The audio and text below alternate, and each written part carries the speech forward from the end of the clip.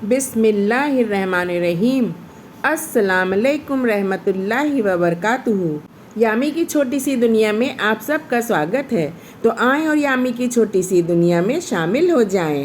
رب اشرح لی صدری ویسر لی امری واحلل عقدۃ من لسانی یفقہوا قولی۔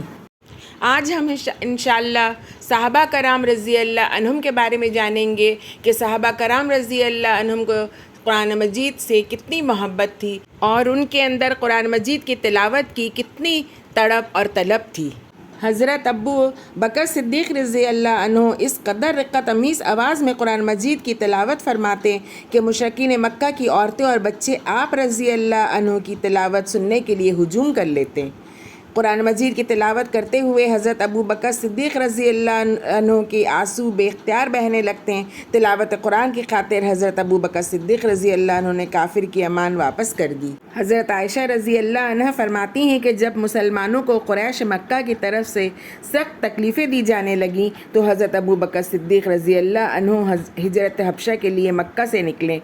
جب برق الغمہ نامی جگہ پہنچے تو قارہ قبیلہ کے سردار ابن دغنہ سے ملاقات ہو گئی۔ اس نے پوچھا، ابو بکر رضی اللہ عنہ کہاں جا رہے ہو؟ حضرت ابو بکر رضی اللہ عنہ نے جواب دیا، میری قوم نے مجھے نکال دیا ہے، میں کسی دوسرے ملک جا رہا ہوں تاکہ اپنے رب کی عبادت کر سکوں۔ ابن دغنہ نے کہا، ابو بکر رضی اللہ عنہ تجھ جیسا شریف آدمی نکلتا ہے نہ نکالا جاتا ہے، تم بے سہاروں کو سہارا دیتے ہو اور صلح رحمی کرتے ہو اور دوسروں کا بوجھ یعنی قرض اپنے سر لیتے ہو، مہمان کی عزت کرتے ہو اور جھگڑوں میں حق کی حمایت کرتے ہو، لہٰذا میں تمہیں اپنی پناہ میں لیتا ہوں اور واپس چلو، اپنے شہر میں رہ کر اپنے رب کی عبادت کرو۔ حضرت ابو بکر رضی اللہ عنہ ابن دغنہ کے کہنے پر مکہ واپس تشریف لے گئے۔ شام کے وقت ابن دغنہ حضرت ابو بکر رضی اللہ عنہ کے ساتھ قریشی سرداروں کے پاس گیا اور کہا، ابو بکر رضی اللہ عنہ جیسا آدمی از خود کبھی نہیں نکلتا نہ نکالا جاتا ہے، کیا تم ایک ایسے آدمی کو نکالنا چاہتے ہو جو بے سہاروں کا سہارا ہے،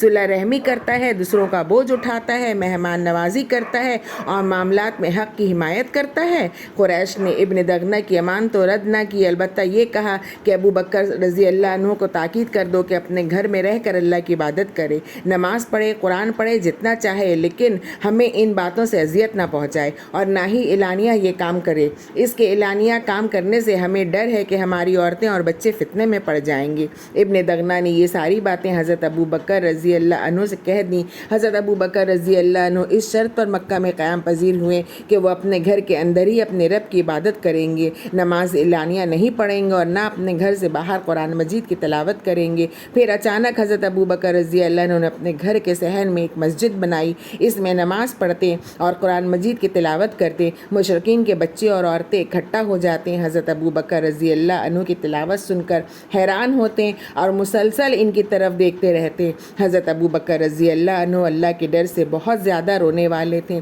جب قرآن مجید کی تلاوت کرتے تو آنسوؤں پر اختیار نہ رہتا۔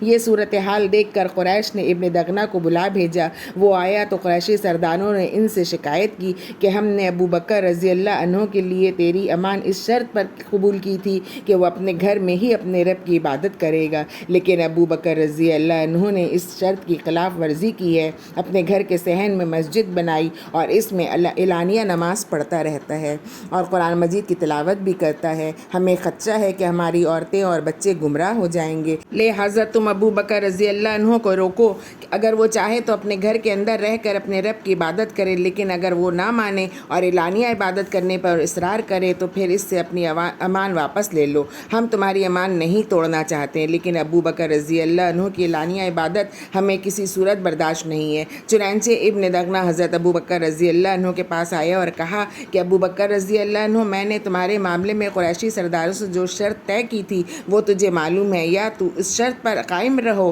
یا میری امان واپس کر دو، میں یہ پسند نہیں کرتا کہ عرب لوگ یہ سنیں کہ میں نے جس کو امان دی تھی وہ توڑی گئی ہے۔ حضرت ابو بکر رضی اللہ عنہ نے جواب دیا، میں تیری امان واپس کرتا ہوں اور اللہ عز و جل کی امان پر راضی ہوں، اسے بخاری نے روایت کیا ہے۔ حضرت اسید بن حضیر رضی اللہ عنہ کی خوش الحان تلاوت سننے کے لیے فرشتے آسمانوں سے زمین پر اتر آئے۔ حضرت اسید بن حضیر رضی اللہ عنہ کہتے ہیں کہ وہ رات کے وقت سورہ البقرہ کی تلاوت کر رہے تھے کہ ان کا گھوڑا پاس بندھا ہوا تھا کہ اچانک گھوڑا بدکنے لگا۔ حضرت اسید رضی اللہ عنہ رک گئے تو گھوڑا بھی رک گیا۔ حضرت اسید رضی اللہ عنہ نے دوبارہ پڑھنا شروع کیا تو گھوڑا پھر بدکنے لگا۔ حضرت اسید رضی اللہ عنہ رک گئے تو گھوڑا پھر رک گیا۔ دوبارہ تلاوت شروع کی تو گھوڑا پھر بدکنے لگا۔ حضرت اسید رضی اللہ عنہ کا بیٹا یحییٰ گھوڑے کے قریبی تھا۔ انہیں خدشہ ہوا کہ کہیں اسے نقصان نہ پہنچائے، چنانچہ اسے اپنے پاس بیٹھا لیا۔ حضرت اسید رضی اللہ عنہ نے آسمان کی طرف نگاہ اٹھائی تو ایک سائبان نظر آیا۔ حضرت اسید رضی اللہ عنہ اسے مسلسل دیکھتے رہے حتیٰ کہ وہ غائب ہو گیا۔ صبح ہوئی تو حضرت اسید رضی اللہ عنہ نے یہ واقعہ نبی اکرم صلی اللہ علیہ وسلم کو سنایا۔ آپ صلی اللہ علیہ وسلم نے ارشاد فرمایا کہ اے حذیر کے بیٹے، قرآن پڑھتے رہا کرو۔ وہ حذیر کے بیٹے قرآن پڑھتے رہا کرو، یہ تمہاری سعادت کی بات ہے جو پیش آئی ہے۔ حضرت اسید رضی اللہ عنہ نے عرض کیا، یا رسول اللہ صلی اللہ علیہ وسلم، میں تو ڈر گیا تھا کہ کہیں گھوڑا یحییٰ کو کچل ہی نہ دے۔ وہ گھوڑے کے بالکل قریب ہی بیٹھا ہوا تھا، چنانچہ میں نے سر اٹھا کر اس کی طرف توجہ کی اور اسے اپنے پاس کر لیا۔ پھر میں نے اپنا سر آسمان کی طرف اٹھایا تو مجھے سائبان نظر آیا جس میں چراغوں جیسی کوئی چیز روشن تھی۔ میں گھر سے باہر نکلا تاکہ اچھی طرح سے دیکھ سکوں، لیکن وہ غائب ہو گیا۔ آپ صلی اللہ علیہ وسلم نے ارشاد فرمایا، کیا تو جانتا ہے کہ وہ کیا تھا؟ حضرت اسید رضی اللہ عنہ نے عرض کیا، نہیں۔ آپ صلی اللہ علیہ وسلم نے ارشاد فرمایا، یہ فرشتے تھے جو تمہاری اچھی آواز سن کر قریب آ گئے تھے۔ اگر تو قرآن پڑھتا رہتا تو صبح کے وقت لوگ بھی ان فرشتوں کو دیکھ لیتے اور وہ لوگوں کی نظروں سے غائب نہ ہوتے۔ اسے بخاری نے روایت کیا ہے۔ حضرت ابو موسیٰ اشعری رضی اللہ عنہ ہر وقت تھوڑا تھوڑا قرآن پڑھتے رہتے، جبکہ حضرت معاذ بن جبل رضی اللہ عنہ پہلی رات سو جاتے اور پچھلی رات اٹھ کر تلاوت فرماتے۔ حضرت ابو بردہ رضی اللہ عنہ کہتے ہیں کہ رسول اللہ صلی اللہ علیہ وسلم نے ابو موسیٰ اشعری رضی اللہ عنہ اور معاذ بن جبل رضی اللہ عنہ کو یمن بھیجا۔ یمن کے 2 حصے ہیں، دونوں کو ایک ایک حصے کا گورنر بنایا اور نصیحت فرمائی، لوگوں کے لیے آسانیاں پیدا کرنا، مشکل پیدا نہ کرنا، خوش کرنا، نفرت نہ دلانا۔ اس کے بعد دونوں حضرات کا کام پر روانہ ہو گئے۔ ایک ملاقات میں حضرت معاذ بن جبل رضی اللہ عنہ نے حضرت ابو موسیٰ اشعری رضی اللہ عنہ سے پوچھا، آپ قرآن کیسے پڑھتے ہیں؟ انہوں نے جواب دیا، کھڑے کھڑے، بیٹھے بیٹھے اور اپنی سواری پر، میں تھوڑا تھوڑا ہر وقت پڑھتا رہتا ہوں۔ پھر حضرت ابو موسیٰ اشعری رضی اللہ عنہ نے حضرت معاذ سے پوچھا، معاذ رضی اللہ عنہ، تم کیسے پڑھتے ہو؟ حضرت معاذ رضی اللہ عنہ نے کہا، میں پہلی رات سو جاتا ہوں اور کچھ نیند پوری کر کے اٹھ جاتا ہوں اور پھر قرآن کی اتنی تلاوت کرتا ہوں جتنی اللہ تعالیٰ نے میرے قسمت میں لکھی ہے۔ جس طرح ثواب کی نیت سے اٹھتا ہوں اسی طرح ثواب کی نیت سے سوتا ہوں۔ اسے بخاری نے روایت کیا ہے۔ حضرت ابو موسیٰ اشعری رضی اللہ عنہ اور حضرت معاذ بن جبل رضی اللہ عنہ کو رسول اللہ صلی اللہ علیہ وسلم نے یمن کے 2 حصوں پر الگ الگ گورنر بنا کر بھیجا تھا۔ اسی عہد گورنری کے دوران ایک ملاقات میں یہ گفتگو ہوئی تھی۔ حضرت ابو موسیٰ اشعری رضی اللہ عنہ کی خوبصورت آواز میں تلاوت سن کر رسول اکرم صلی اللہ علیہ وسلم نے ان کی حوصلہ افزائی فرمائی۔ حضرت ابو موسیٰ رضی اللہ عنہ سے روایت ہے کہ آپ صلی اللہ علیہ وسلم نے ان کی قرأت سن کر فرمایا، اے ابو موسیٰ، تجھے تو لہن داؤدی کا صالحن عطا کیا گیا ہے۔ اسے ترمذی نے روایت کیا ہے۔ حضرت عمر رضی اللہ عنہ کی مجلس شورا کے تمام ارکان قرآن مجید کے عالم تھے۔ حضرت عبداللہ بن عباس رضی اللہ عنہ کہتے ہیں کہ حضرت عمر رضی اللہ عنہ کے ساتھ بیٹھنے والے اور مشورہ دینے والے تمام حضرات قرآن مجید کے قاری ہوتے، خواہ بوڑھے ہوتے یا جوان۔ اسے بخاری نے روایت کیا ہے۔ یاد رہے کہ حضرت عمر فاروق رضی اللہ عنہ خود بھی حافظ قرآن تھے۔ صحابہ کرام رضی اللہ عنہ میں ایک دوسرے سے ملاقات کرتے تو قرآن مجید سننے سنانے کا شوق فرماتے۔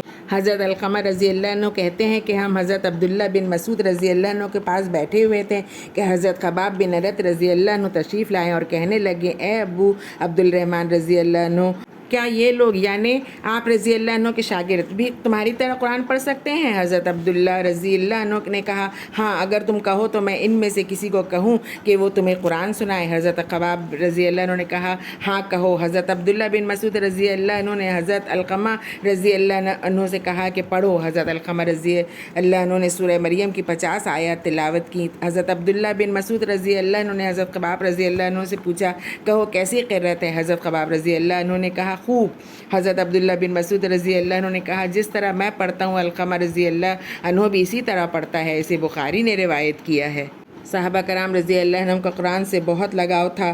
حضرت انس بن مالک رضی اللہ عنہ سے روایت ہے کہ قبیلہ رال، زکوان، اسیہ اور بنی لحیان نے اپنے دشمنوں کے خلاف رسول اللہ صلی اللہ علیہ وسلم سے مدد چاہی۔ آپ صلی اللہ علیہ وسلم نے 70 انصاری صحابہ کرام رضی اللہ عنہم کو ان کی مدد کے لیے روانہ ہی فرمایا۔ ہم ان 70 صحابہ کرام رضی اللہ عنہم کو اس وقت قاری کہتے تھے۔ یہ لوگ دن کے وقت لکڑیاں اکٹھی کر کے لاتے تاکہ فروخت کر کے گزر بسر کر سکیں، اور رات کو نماز پڑھتے۔ نماز میں تلاوت قرآن عام تلاوت سے افضل ہے، اسے بخاری نے روایت کیا ہے۔ حضرت عبداللہ بن قیس رضی اللہ عنہ کی ایمان افروز تلاوت سن کر آپ صلی اللہ علیہ وسلم نے ان کی تحسین فرمائی۔ حضرت ابو ہریرہ رضی اللہ عنہ کہتے ہیں کہ رسول اللہ صلی اللہ علیہ وسلم مسجد میں تشریف لائیں، ایک آدمی کی قرأت سنی تو فرمایا یہ کون ہے؟ صحابہ کرام رضی اللہ عنہ نے بتایا عبداللہ بن قیس رضی اللہ عنہ۔ آپ صلی اللہ علیہ وسلم نے فرمایا یہ لحن داؤدی سے نوازا گیا ہے، اسے ابن ماجہ نے روایت کیا ہے۔ حضرت سالم رضی اللہ عنہ کی وجد آفرین تلاوت سن کر رسول اکرم صلی اللہ علیہ وسلم نے اللہ تعالیٰ کی حمد و ثنا فرمائی۔ حضرت عائشہ رضی اللہ عنہ فرماتی ہیں کہ رسول اللہ صلی اللہ علیہ وسلم کے حیات طیبہ میں ایک رات عشاء کے بعد دیر سے گھر پہنچی تو آپ صلی اللہ علیہ وسلم نے دریافت فرمایا کہاں تھی؟ میں نے عرض کیا آپ صلی اللہ علیہ وسلم کے صحابہ کرام رضی اللہ عنہم میں سے ایک شخص کی قرأت سن رہی تھی، میں نے اس جیسی قرأت کبھی نہیں سنی۔ آپ صلی اللہ علیہ وسلم بھی تلاوت سننے کے لیے کھڑے ہوئے اور میں بھی کھڑی ہو گئی اور دونوں غور سے تلاوت سنتے رہے۔ پھر آپ صلی اللہ علیہ وسلم نے مجھے مخاطب کرتے ہوئے فرمایا یہ ابو حذیفہ رضی اللہ عنہ کا آزاد کردہ غلام سالم رضی اللہ عنہ ہے۔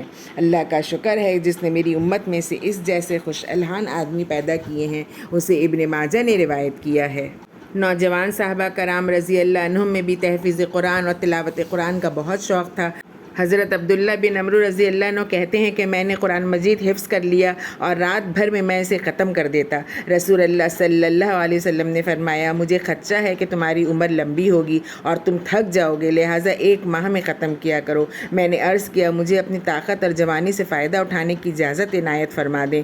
آپ صلی اللہ علیہ وسلم نے ارشاد فرمایا اچھا 10 دن میں ختم کر لیا کرو۔ میں نے پھر عرض کیا مجھے اپنی طاقت اور جوانی سے فائدہ اٹھانے کی اجازت عنایت فرما دیں۔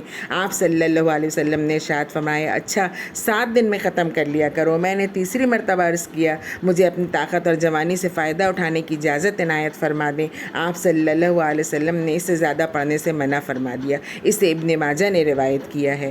وفد طائف میں نوجوان صحابی حضرت عثمان بن ابو العاص رضی اللہ عنہ کو مکمل سورہ البقرہ یاد تھی، اس لیے رسول اللہ صلی اللہ علیہ وسلم نے انہیں گورنر مقرر فرمایا۔ حضرت عثمان بن ابو العاص رضی اللہ عنہ کہتے ہیں کہ رسول اللہ صلی اللہ علیہ وسلم نے مجھے طائف کا گورنر مقرر فرمایا، حالانکہ میں آپ صلی اللہ علیہ وسلم کے خدمت میں حاضر ہونے والے 6 افراد میں سب سے چھوٹا تھا۔ اس کی وجہ یہ تھی کہ مجھے سورہ البقرہ آتی تھی۔ میں نے عرض کیا یا رسول اللہ صلی اللہ علیہ وسلم مجھے قرآن بھول جاتا ہے۔ آپ صلی اللہ علیہ وسلم نے میرے سینے پر ہاتھ رکھ کر فرمایا اے شیطان عثمان کے دل سے نکل جا۔ اس کے بعد جب بھی میں نے کوئی چیز یاد کرنا چاہی کبھی نہیں بھولی، اسے بیقی نے روایت کیا ہے۔ صحابہ کرام رضی اللہ عنہم عام طور پر 7 دنوں میں قرآن مجید ختم کیا کرتے تھے۔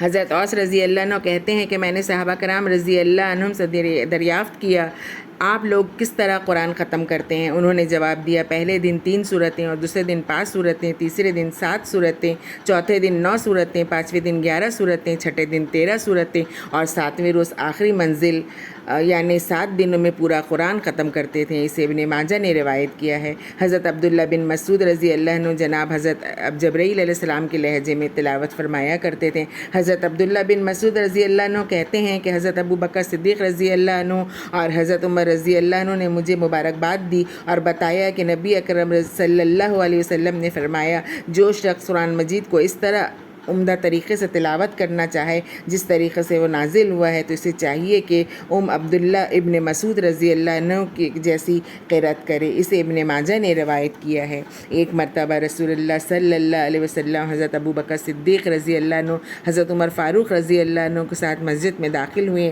تو حضرت عبداللہ بن مسعود رضی اللہ عنہ کو نماز میں سورہ نساء تلاوت کر رہے تھے۔ آپ صلی اللہ علیہ وسلم نے خوش ہو کر فرمایا اللہ سے دعا کر دیا جائے گا، اس کے بعد وہ الفاظ ارشاد فرمائے جو مذکورہ حدیث میں ہیں۔ مسند احمد نے روایت کیا ہے۔ سورہ المرسلات نازل ہونے کے فوراً بعد حضرت عبداللہ بن مسعود رضی اللہ عنہ نے رسول اللہ صلی اللہ علیہ وسلم کی زبان مبارک سے سنی اور یاد کر لی۔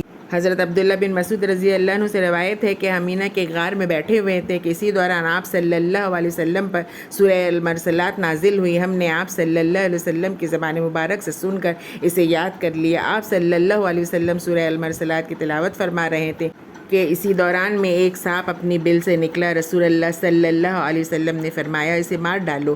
ہم اسے مارنے لگے تو وہ بل میں گھس گیا۔ آپ صلی اللہ علیہ وسلم نے ارشاد فرمایا چلو وہ تمہارے حملے سے بچ گیا تم اس کے حملے سے بچ گئے، یعنی اللہ کا شکر ادا کرو۔ اسے بخاری نے روایت کیا ہے۔ حضرت عبداللہ بن مسعود رضی اللہ عنہ، حضرت سالم رضی اللہ عنہ اور حضرت معاذ بن جبل رضی اللہ عنہ اور حضرت ابی بن کعب رضی اللہ عنہ نے اپنی زندگیاں قرآن مجید پڑھنے، پڑھانے اور سیکھنے سکھانے کے لیے وقف کر رکھی تھیں۔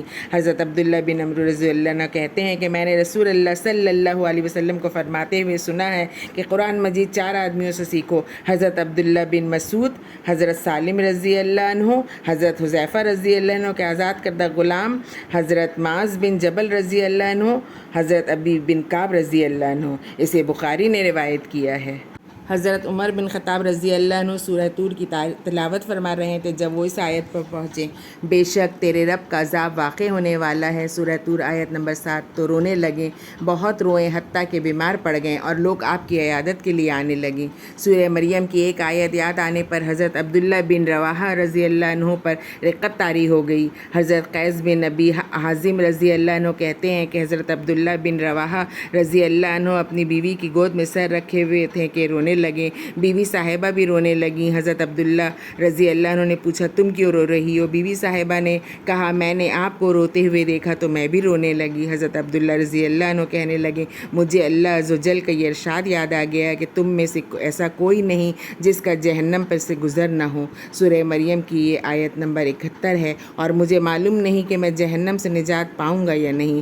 اسے ابن کثیر نے روایت کیا ہے۔ خواتین میں بھی سماعت قرآن کا بہت شوق تھا۔ حضرت ام ہانی رضی اللہ عنہ بنت ابی طالب فرماتی ہیں کہ میں رات کے وقت اپنے مکان کی چھت پر نبی اکرم صلی اللہ علیہ وسلم کی تلاوت سنا کرتی تھی۔ اسے ابن ماجہ نے روایت کیا ہے۔